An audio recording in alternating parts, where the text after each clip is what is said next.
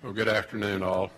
I would like to recognize and again thank Foreign Secretary Vivian Ray and Interior Minister Osorio for co-hosting the conference, today's events as well as tomorrow's. This conference is a direct result of conversations between Secretary Kelly and myself when we made our visit to Mexico City in February, and the idea of how to strengthen regional security and economic development was discussed with our counterparts, and it was agreed that hosting this event together and assembling the various countries in the region would advance our interest as well. And so again, I want to thank them for that. We also, of course, had Vice President Pence in attendance today, and I think he clearly reaffirmed the Trump administration's commitment to working with our partners in Central America.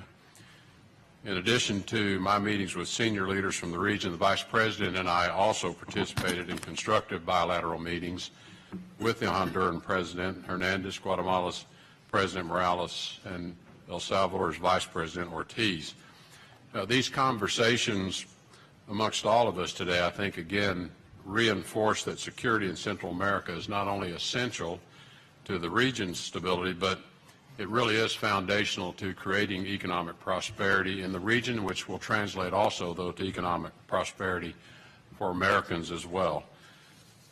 Without effective security arrangements in place, it is very difficult to create stability and the conditions that are conducive to investment and business activity. Specifically, this administration's top security priority in the Western Hemisphere is stopping transnational criminal organizations from harming American communities through the drug trade and its attendant violence.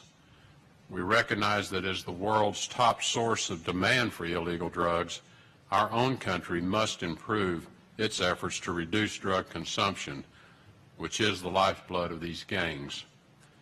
As we address our side of the problem, we call on all our neighbors in the Americas to reject intimidation, strengthen human rights, and increase the fight against criminal organizations within their own borders. In our meeting earlier today, President Hernandez informed Vice President Pence of his decision to elevate the portfolio of human rights from a vice ministry to full ministerial status. The Honduran government has already allocated resources for the new ministry's operation with the intention of further strengthening the institutional framework for the promotion of human rights, the human rights defenders protection systems, and communications and collaboration between the government and civil society.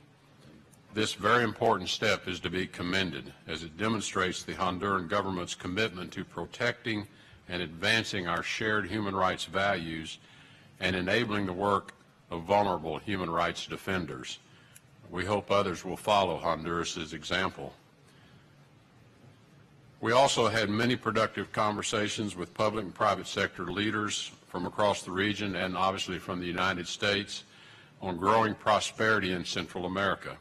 Many American companies have substantial interest already and are expanding their operations in Central America, and that interest is reciprocal for Central American leaders who want to improve economic conditions for and the lives of their people.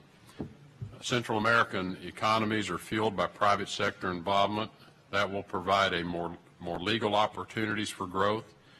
We need to create the conditions to allow people to join the formal economy, end corruption, and make sure people do not turn to illegal migration or illegal activities in order to make ends meet and simply feed their families.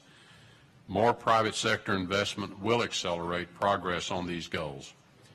In Central America, a surge in the growth of urban population is imminent, and we hope governments and the private sector will work together to improve needed public works infrastructure, and also to see this as an emerging opportunity.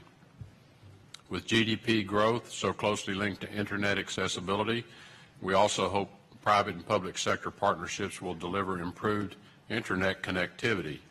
A larger, more competitive energy market will also drive prosperity in Central America, and that was a subject of our discussions today also. All of these measures are important steps in generating prosperity for Americans as well. The more American companies we have doing business in Central America, the more jobs we create at home. Our policies in the Americas are prioritizing the well-being of American workers.